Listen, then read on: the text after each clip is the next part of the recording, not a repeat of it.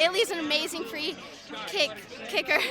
And once I saw that ball coming to me, I knew no matter what, whether I got a foot on it or a head on it or something, I knew it had to be in the back of the net. We have a lot of new players, but we have a very good base of seniors.